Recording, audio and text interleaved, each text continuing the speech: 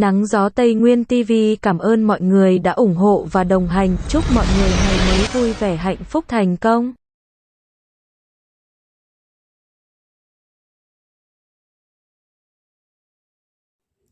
Mến chào các bạn chị, chào tất cả mọi người. Chúng ta lại gặp nhau. Và thì hôm trước, tập trước thì em cũng đã chia sẻ các bạn chị là về chăm sóc này, bón phân này, và trong đó là bón 30-10 kéo đọt, bón kéo đọt xịt ở trên cây, rồng xanh kéo đọt này, rồi thằng siêu áo giáp phủ và bảo vệ cho những cái đọt khi bắt đầu là nó đi. Thì hôm nay cũng đã cỏ nó phát xong, cỏ nó sập sập rồi các bạn chị thấy không? Đó, một lớp còn lại có tầm 5 phân là nó trên mặt đất, em vẫn chừa lại nhá, để cho nó có giữ cái độ ẩm cho đất và nó che phủ cái lớp mặt đất nhá. Khi mà rễ lớn của cái sầu riêng mà nó ăn từ bên trong này nó ăn ra thì nó có cái lớp vỏ đó, nó bảo vệ cho nó đỡ bị cháy rễ về cái mùa khô. Hiện tại mùa mưa này thì mình phát sắp này thì nó nhanh khô ráo. Và hôm nay thì cũng ra tiếp tục thăm vườn, thăm các trạm viên điện tử sầu riêng này, và có một số lưu ý cùng chia sẻ tới tất cả các bạn chị. Tại vì hôm nay em đi ra và để ý cũng thấy nó có hiện tượng bất thường một xí là như thế này. Các bạn chỉ quan sát là ở khu vườn như của em đây, hiện tại là mình vẫn đang có xịt chăm sóc và bảo vệ bằng siêu giáp, thì nó vẫn hạn chế được rất nhiều nhá. Và cũng có một số vườn thì nó bị cái tình trạng này rất nhiều. Đây các bạn chỉ quan sát ở trên cái bộ lá này. Đây là những hiện tượng theo như tham khảo thì người ta bảo là đây là nấm mắt cua. Đấy, nấm mắt cua nó mới xuất hiện thì nó một vài đốm như tròn tròn như thế này, nên là hình tròn giống như mắt cua hay sao, là người ta gọi là nấm mắt cua các bạn chị. Nhưng mà nếu mà mình không có cái biện pháp can thiệp thì nó sẽ lây lan rất nhanh nhá. Đấy, nó lây lan từ một cái vết nhỏ nhỏ trên lá như thế này và nó lây ra rất nhiều này. Nhưng mà của em thì vẫn thường xuyên xử lý thằng siêu áo giáp, nên là nó thấy nó vẫn có hiện tượng là đỡ hơn thôi, nhưng vẫn có nhá, có chứ không phải không có các anh chị. Nó đỡ hơn, tại một số lá nó vết như này đấy, thì nó đỡ hơn một chút thôi. Nên là em cũng đang thí nghiệm coi thằng siêu áo giáp mà mình xịt thường xuyên thì liệu nó có hạn chế được tối đa cái phần thằng đốm mắt cua này không. Cái thằng đốm mắt cua này nếu mà nó để ăn nhiều hiện tượng trên lá thì nó sẽ chuyển sang một cái màu vàng nhá. Này anh có chỉ thấy không, những cái lá này cũng có hiện tượng là cũng hơi đốm nhiều này, nhỏ vết thôi, nhưng mà sau này nó sẽ ăn lan ra nhá. Còn những cái đọt thì đang tiến hành kẹo thì đọt nó đi ra rất mạnh và cũng rất mập như này đấy, rất mập đấy. Các bạn chỉ cùng quan sát, lá thì xanh nhá, đọt thì phóng ra đầm này đó. Nhưng cái hiện tượng này là nó có cái triệu chứng về cái mùa này là cái hiện tượng này nó bị rất nhiều, nên là em cũng muốn chia sẻ đến các anh chị cùng nắm bắt để có nghiên cứu để cách phòng trừ nó. Đấy. Nếu giả sử như những cái này mà nó có hiện tượng mà nhiều nữa thì chắc khả năng em sẽ ra mua tăng cường một cái loại đặc trị riêng về cái nấm mắt cua này để xử lý cho nó giảm độ lây lan nhé, trước khi bước vào làm cây đá này tiếp theo để giữ cây lá này để bước vào quá trình làm trái nhé. Đọt thì các anh chị quan sát là đọt nào cũng mọc hết. Đây là những cái tơ đấy, bên trong gốc của nó thì nó phát triển nở gốc, rạn gốc này đó, cành phát triển nhanh to. Và một cái lưu ý tiếp theo nữa thì cũng muốn gửi đến tất cả các bác anh chị. Đây là cái sự phát hiện mới thôi. Có một số cây thì em cũng để ý thấy có là hiện tượng nhất là những cây lớn nhá. Cái tơ này thì đang còn có độ sung cây và non cây như thế này thì nó vẫn chưa bị này. Nhưng mà những cây lớn mà cây thu cỡ vài năm rồi là bắt đầu nó già hóa những cái cành đi, già hóa những cái cây này đi, thì nó có hiện tượng là con mọt cành nha các anh chị, nó đục. Các anh chị để ý thật kỹ những cái cành trên cái thân cành như ấy là nó có những cái lỗ nhỏ li ti thôi, và những cái lỗ đó nó sẽ đục và dần dần là nó sẽ bị xì mủ, xì nước ra. Và những cái phần cành nó là giống như vườn mà vô kinh doanh già cỗi nữa là nó sẽ bị xì nặng luôn. Và nhiều vườn là thấy là phải băm chém ra để bôi cái thuốc vào để cho nó giảm bớt cái phần mọt cành đi. Đấy. Hiện tại bây giờ thì em quan sát những cái chỗ này thì chưa thấy, nhưng mà để em xem coi có cái chỗ nào quay để chia sẻ với các bác chị cùng tham khảo và nắm bắt nhé. Đấy, đọt thì ở bên ngoài đi và bên trong này những cành bơi của nó phát triển cũng mạnh cực kỳ luôn. Bên ngoài thì trời đồng mưa, mây vây đen xung quanh rồi. Đấy, nhưng mà vẫn về sự đam mê vẫn ra thăm các diễn viên này và truyền tải đến các anh chị cùng nắm bắt đến và sự thay đổi. Đấy, cần bơi ra cực kỳ khỏe. Trong đó thì một cái vấn đề về cắt cành, những cái cành mà sát gốc như thế này đó, những cành mà to nhá, mình mà muốn cắt bỏ đi á, thì hồi trước kia thì em cắt để một dài khúc, một khúc cỡ tầm hơn 1 phân để cho nó khỏi bị gọi là xì mù hoặc là bị ấy vào đó. Nhưng sau này mới cắt gần sát, nhưng mà vẫn thấy cái chỗ mà vết cắt của mình nó vẫn bị xì nước ra và nó ấy nha các chị. Sau này vẫn có khả năng là nó vẫn bị lõm, hay là do mình không bôi cái thuốc vô hay sao á. Này, nó vẫn bị cái chỗ này nó ăn lở gần sát vỏ nhá. Nhưng mà vết thương thì nó khô rồi. Này, nhưng cái hồi trước mình cắt là dài quá ngoài là bây giờ là bẻ đi là nó sâu này, nó âm sâu vào. Và những chỗ mà cái đất cây đây thì bị xì mù thì mình đã tiến hành nạo vét sạch và đã xử lý, thì nó cũng đã khô rồi và đã đùn ra non rồi. Đấy, để em quan sát trên cái cành này coi xem có chỗ nào mà có hiện tượng mà cái mọt thì chia sẻ với các chị nhé. Tại vì cũng phát hiện một số thôi, cũng chưa thấy nhiều. Đấy. Và cái hiện tượng mắt cua bông lá này, đó, nó đùn ra theo cái mắt này cũng rất nhiều rồi.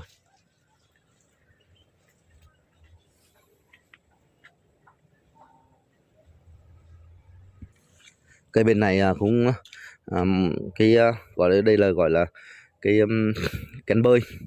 Đấy, những cành bơi này ra trước này và những cành bơi ra sau. Hiện tại bây giờ mình cứ đang để cho nó hấp thụ, khi nó già, nó lùa đi rồi nó sẽ rút dinh dưỡng về trong cái đoạn này gần hơn để cho nó nuôi cái cành nó mập ra, nó khỏe ra nhé. Nhưng cái đoạn này các bạn chỉ biết là hồi trước kia là đu một cành như thế này là ở đây là 6 trái, thì bây giờ nó hút cành ở bên ngoài là chết luôn. Đấy, cành khô cành luôn này, thấy chưa? Nó hút khô cành luôn. Và bên trong này thì nó đang còn sống thì nó lại ra tiếp cành bơi này. Thì em vẫn cứ để cái chỗ khoảng này để có khi năm nay nó sẽ ra được bông thì mình sẽ tiến hành nuôi tại gần gốc đây, tận dụng cái cành to của nó để nuôi trái. Mà ví dụ như là có những cái cành bơi nào mà nó ra dài được thì mình có thể là nuôi để mà lấy lại cái cành đó. Còn không thì cứ để có trái, không có trái thì sau này cứ bỏ luôn cái chỗ đó chứ có gì. Cái đoạn này thì nó bị thiếu tán nên là đã tiến hành níu cái cành ở đây. Cành này nó nằm ở sát ở bên cây bên này, cành bên này thì cái khoảng không này nó sẽ bị được thoáng ra để cho cái tán bên trong hoặc là tán bên này nó lấn sang cũng được nhá. Tại vì hai cây gần nhau mình tận dụng, còn cái tán của cái cây bên này sang chỗ khoảng không này để nó lấp lại cái tán. Tại vì cái tán bên chỗ này là nó bị mất khuyết tán mất, và vừa rồi cho ăn trái thì cái cành từ bên khoảng này sang bên khoảng này cũng đã thiếu mất tán, nên là em đã tiến hành chơi biện pháp là dùng dây kéo để cho nó sang bên hướng này. Hiện tại bây giờ là nó đã sang được cái hướng này và nó đã ổn định và bắt đầu là theo ánh nắng là nó đưa cái vần lá của nó lên rồi. Thì một số cành cấp 2 của nó sau này nó ra thì mình sẽ tiếp tục chia cho nó và nó đan sang đây đó. Và bên này cũng thế, bên này cũng hai cành nó đâm cành lên bên này nhá, nó đâm sang bên kia thì em cũng đã tiến hành dùng dây mà níu nôi xuống đây để tận dụng những cành cấp 2 của nó. Đây có những cành này nó xìa sang này thì sau này những cành cấp 2, cấp 3 của nó sẽ đan, mình sẽ phụ được kín cái góc này nhá. Tận dụng là mình sẽ tạo cái thế cho nó để cho nó khỏi đan xen nhau về một chỗ, và đồng thời thì nó sẽ chia được những cái tán trong này cho mình để mình tận dụng cái tán để mình phục vụ phục hồi lại cái cây này khi nó bị thiếu tán nhá.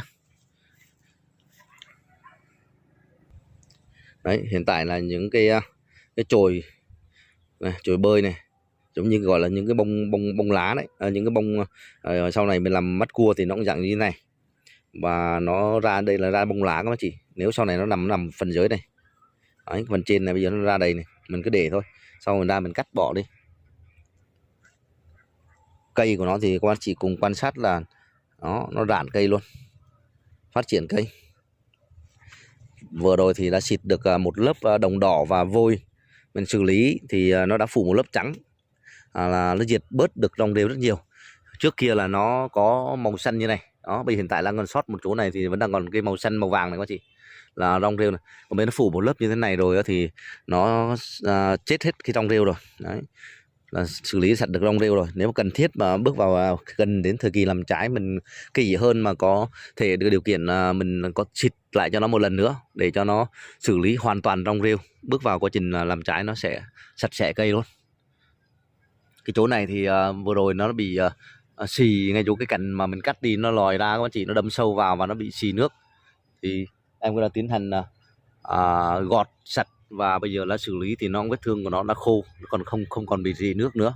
Giống như cái vết thương của nó ở dưới này cũng đã chia sẻ cho các bác chị cũng rất nhiều rồi. Đây. Thì bây giờ nó vết cha của nó đã khỏi, đã khô, đã lành rồi. Cái màu xanh này là màu xanh của thằng siêu áo giáp nha các bác chị. Đợt đầu tiên các bác chị cạo cái này ra thì nếu ấy thì các bác chị quét cho một nước sôi, quên thuốc sâu các bác chị, quên nói nhầm, thuốc sâu đậm đặc á, chấm vào quét khô hết cho nó chết các cái con vi khuẩn nấm đồ nó nằm ở trong cái này bớt đi. Sau đó các bác chỉ quét siêu giáp vào đấy thì nó sẽ nhăn khỏi và nhăn khô. Còn nếu không thì có vôi bột đó, hòa đậm đặc, xong bắt đầu là sau khi xử lý thuốc sâu xong quét lớp vôi cho nó, vôi thì nó có cái khi nó khô là nó sẽ cô đặc lại và nó đóng, nó sẽ diệt được nấm khuẩn luôn, nó cũng khỏi nha các anh chị. Nói chung những vết thương xì nước xì mù nhỏ thì mình có thể xử lý được, nhưng mà nếu mà bị mọt cành mà nó ăn cả một cái mảng cây như thế này to, mình không phát hiện, sau khi đã phát hiện ra được rồi thì nó sẽ hư luôn một cái mảng dây của cây luôn. Nên có nhiều mà vị trí mà nó bị nhẹ thì mình có thể là xử lý dễ dàng và dần dần nó sẽ bù được cái vỏ lại. Còn nếu mà nó bị cả một cái lớp vỏ luôn rồi thì sau này xử lý lại cực kỳ khó. Đấy. Khi lúc mà không quay chia sẻ với clip này thì thấy nó phát hiện cái mọt cành ở trên cái thân cành, mà bây giờ thì chia sẻ với anh chị mà từ nãy giờ thì cũng chưa thấy phát hiện được cái chỗ nào nó bị cái mọt cành ra cả để chia sẻ cho các anh chị cùng nắm bắt. Chỉ có thấy những một số mà ví dụ nó mọt cành mà nó chết cái cành đọt, nó cành ngoài này đi hoặc nó teo cành đi thôi. Tại vì mình làm cũng tương đối là ok, bài bản hết rồi, đầy đủ các thủ tục rồi, từ chăm, từ dưỡng, từ bảo vệ, nói chung là đầy đủ, không thiếu cái khoảng không nào nữa rồi. Thế mà nó vẫn đang còn bị cái hiện tượng là mắt cua này, vẫn đang còn nguy cơ là nó sẽ lan bị rất nhiều, và những cái bộ nó mà bị nhiều thì nó sẽ ảnh hưởng đến những cái cây đọt tiếp theo này của mình đây, ra là nó sẽ bị bám vào nó ăn luôn nha các anh chị. Những cái sầu riêng tơ như thế này các anh chị thì cũng tuy số lượng cây của em thì năm ngoái cũng có được năm kia thì có được 3 cây sau vườn ở trong nhà thì làm trái thôi, thì bắt đầu cũng thí điểm làm theo cái kiểu cắt cành tào tán, chặn đọt trên chính và chặn đọt những cành vượt. Thì từ những cây sầu riêng nó bị suy, bị yếu mà mình phục hồi lại những cái sầu riêng thấy nó tương đối là đẹp. Thì năm ngoái cũng đã ở ngoài đây cũng có một số cây, và ở vườn nhà thì cũng được có một số cây cũng đã chia sẻ tập phim năm ngoái, các anh chị cũng có theo dõi thì cũng đã biết.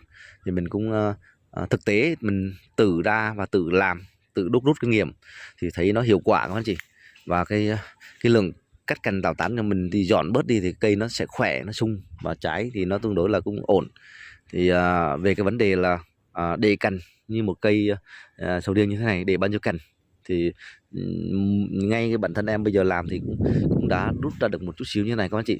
Các anh chị hồi trước kia là để cái cành là mình cứ để là thật nhiều cành, thật dày, rồi cũng không bấm tỉa ở phía trong gốc này, thì đâm ra là cái cành nó không mập lâu, mập hơn, và nó nhiều cành quá, nó đan xen, nó cành chân nó sáng với nhau thì nó sẽ ảnh hưởng, và nó sẽ sau này mình làm trái nó cũng khó nha các anh chị. Khoảng cách của cành này lên cành trên, và mình chia những cái cành mà nó đi đừng có trùng nhau, như hiện tại như cành này, hai cành nó đang đan xen nhau, các anh chị thấy không, hai cành đang xen sau này trước là nó trồng lên nhau luôn, nhưng mà em đã tiến hành dùng dây và kéo sang kia thì cái cành này nó đã sang kia bớt rồi, nhưng mà riêng cái cành này thì vẫn đang còn vẫn trùng một phí. Nên là sau này ví dụ giả sử những cái cành trên này nó đưa trái xuống thì nó sẽ chạm những cái cành dưới này, nếu hai cành song song với nhau thì mình phải chia làm sao cái tán tương đối. Nên là những cái cành mà xương cá là mình buộc phải níu dây để mình kéo sang để chỉnh hướng cho nó các anh chị, để cho nó xa cách nhau đi. Đấy. Và từ khoảng không từ dưới lên trên này, nếu như mà mạnh tay từ đầu mà mình mà chăm sóc á, mà cắt cho nó đúng ấy thì phải cái khoảng cách của nó bèo nhất thì từ 30 đến 40. Đấy, khoảng cách này lên trái, khi cái cuống trái mà nó làm một khúc này và nó đu trái xuống nó sẽ đụng những cành như này. Đó thì mình phải để khoảng xa. Thì mình đầu tiên mình cứ thấy phá đi cái tán kiểu là nó bị trống tán nhé, thì nó sẽ thấy cây nó xấu.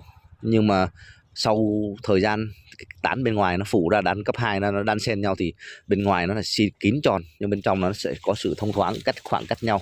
Và cành ví dụ từ cành này sang cành kia là nó khoảng cách với nhau là nó sẽ không đụng trái, và mình làm sau này mình hái hoặc là mình đi vào bên trong nó sẽ thông thoáng, nó dễ dàng hơn rất nhiều. Ở hiện tại như cây này là vẫn đang để cành, nhìn thì sơ bộ thì cũng tương đối là đẹp ổn, nhưng mà cành vẫn để sát nhau rất nhiều. Đấy, như cành này và như cành này nó thấy con chị thấy không, gần nhau, nó có lệch nhau một xí rồi lên trên cũng thế. Nên là mình cũng chia sẻ lên cái này, video này để các anh chị cùng có thể là tham khảo. Nếu mình có thể điều hướng được từ lúc ban đầu đang nhỏ để mình cắt luôn, để mình xử lý luôn, thì khi mà nó đã phát triển ổn định rồi thì mình đỡ mất công phải làm lại nhá. Chứ sau này mình cũng phải cắt lại, cắt đi cắt lại rất nhiều lần, nhưng mà mình làm như thế nó đỡ hơn rất nhiều. Cây này thì hồi trước kia nó cũng là một cây lớn nhá. Đúng ra như cây này là cái gốc này các bạn chỉ biết là năm này nó mà chăm sóc mà nó đừng có bị chết từ phía ngoài, nó chết vào gần sát trong gốc á, thì cây này bây giờ là thu phải là năm thứ vô năm thứ 2, thứ 3 rồi này. Năm nay là năm thứ 3 rồi các chị. Nhưng mà rốt cuộc là năm ngoái cũng không có được được có ít bông, mà sau là nó rụng hết tại vì cành nó nhỏ quá. Thì cũng đã phục hồi, nó đi phục hồi lại rất nhiều. Quan sát bên phía này là các bạn chị đã biết là tán nó thiếu này, và em đã phải dùng cái chặn đọt này, nói cái đọt này lên đây, đó lên đây là chặn lại. Đấy, bắt đầu là nó đè nhánh ra đây, nó đây lại tiếp tục chặn xong là nó lại đè ra đây một hướng, đưa hướng cho mình được một cành này, và tiếp tục một cành này nó đưa sang đây nữa. Nó dần nó sẽ phủ được cái bên này ra. Những cành trên này cũng thế, cắt đi cái lại rất nhiều này, từ đây lên và cắt đây một chặn, đây một phát này. Đấy, lên đây lại tiếp tục này, chặn đây phát nữa, ra ngoài này lại tiếp tục chặn đây cái nữa. Đấy, chặn rất nhiều lần thì nó mới điều được cái tán của nó sang bên này. Đấy, để che phủ bớt cái này. Những cành bên kia cũng thế, đó, những cành dưới này cũng thế, cũng đã tiến hành là chặn đây, ra đây, chặn tiếp đây. Đó, bây giờ nó để ra hai nhánh này, nó phủ bên này. Thì cái cán này bây giờ là các bạn chỉ quan sát thì hiện tại bây giờ chiều thì cái cây nó hơi ngủ cây một xí, nhưng mà quan sát cái độ rậm rạp của cây và cái tán của nó thì cũng tương đối là ổn rồi, rất như bên phía này. Đấy, phía này bây giờ nó phủ rồi, một lớp là tương đối là đều rồi, đẹp rồi. Đấy. Mặc dù trời nó hơi tối và cây nó về chiều thì mình quan sát, nhưng mà cái chỗ này nó vẫn eo hẹp hơn một xí, nhưng mà cái độ mà mình nắn nót cho nó như thế thì cũng hết cỡ rồi. Đấy. Cũng hết cỡ nên là mới được như thế rồi. Nuôi những cành ở dưới này nó to thì phía trên kia nó cạnh tranh hơn, là nó dàn ở trên nó to hơn rất nhiều các bạn chị. Đó, bây giờ thì dưới nó nhỏ hơn, nhưng mà cũng phải chấp nhận là cứ ổn đánh dần thôi. Trên này em phá cũng rất nhiều rồi, phá tán rất nhiều rồi, thì nó mới kéo được xuống thằng dưới này, không có là nó hút mấy thằng dưới này cũng không thể phát triển được.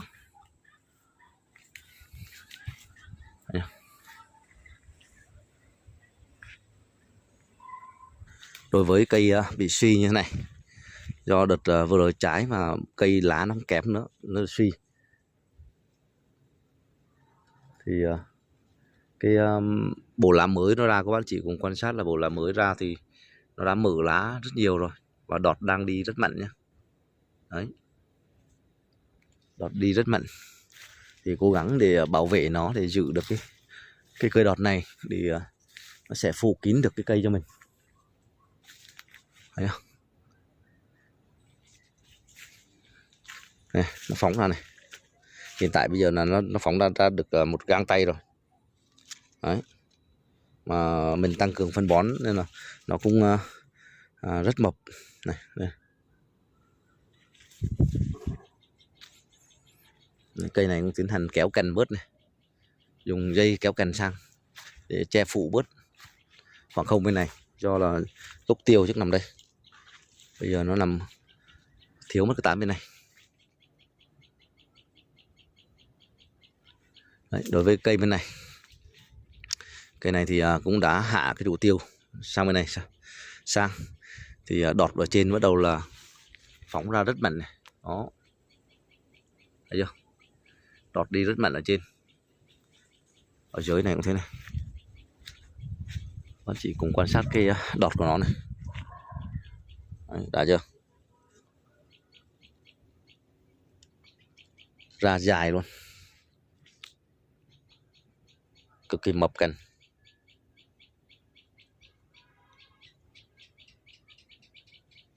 Cái nấm mắt cua này bị rất nhiều.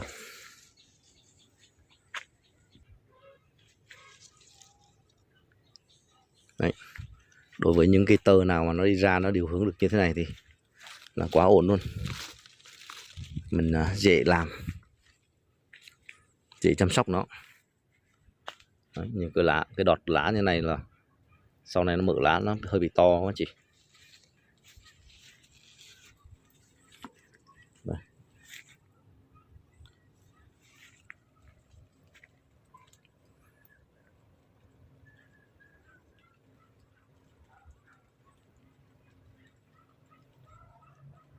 Đây. Đây là những con mà nó tấn công bộ lá của mình đây quá chị. Đấy đấy đấy, thấy chưa, những con bộ cấn cứng này, những con bộ xít này. Đây. Đó, bay lùi rất nhanh nhá, bay lùi rất nhanh, là những con ăn lá của mình đấy.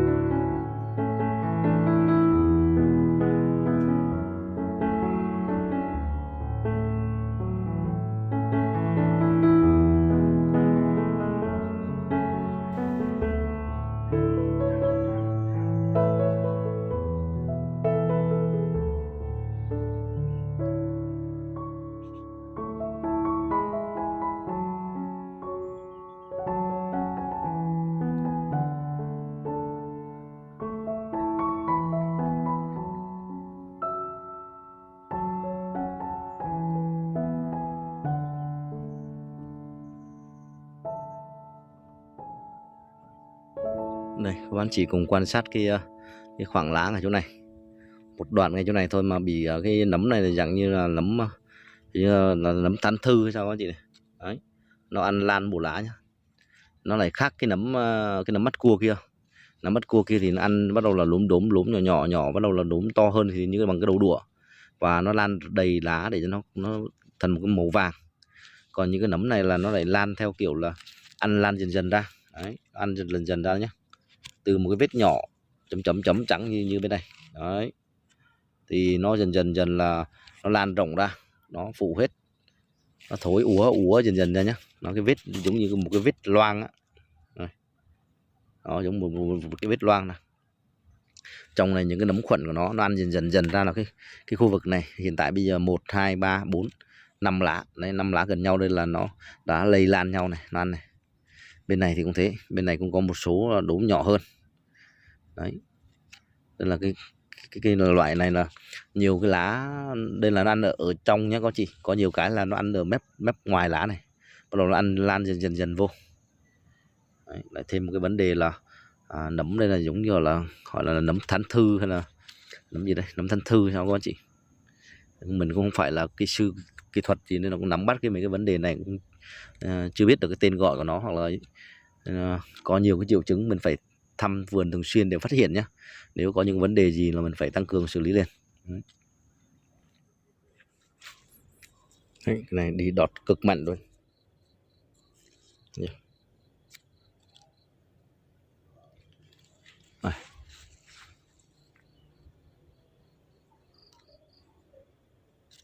Đọt đi quá tuyệt vời. Đấy, để một vòng quay sơ để các bác chị cùng tiếp tục nắm bắt trên khu vườn dàn diễn viên điện tử sầu riêng Đông Con. Quá trình thay đổi phát triển về cái sự đam mê tâm huyết làm vườn của các chị, mong được phát triển và sự thay đổi để cải thiện làm vườn tốt hơn, chia sẻ động lực tới tất cả các bác anh chị để làm vườn. Đấy, cây chỗ nào cũng có một cái cây cắm này để quay phim nhé các chị. Nhiều khi mình bỏ cái cần quay làm mình quay cho nó chị. Vòng sơ qua các anh chị cũng nắm bắt, và xin cảm ơn tất cả các anh chị đã đồng hành ủng hộ nhé. Xin chào và hẹn gặp lại các bác anh chị ở các tập tiếp theo nhé, xem quá trình sầu riêng phát triển đến đâu như thế nào nhé. Đấy, đám mây bây giờ nó đã qua hết rồi, mây tận rồi. Nắng gió Tây Nguyên TV cảm ơn mọi người đã ủng hộ và đồng hành. Chúc mọi người ngày mới vui vẻ, hạnh phúc, thành công. Nang jo tain awian TV sin cam on waringuoi da ung ho va dong han chuking gin wa vue ve han fuk than kong.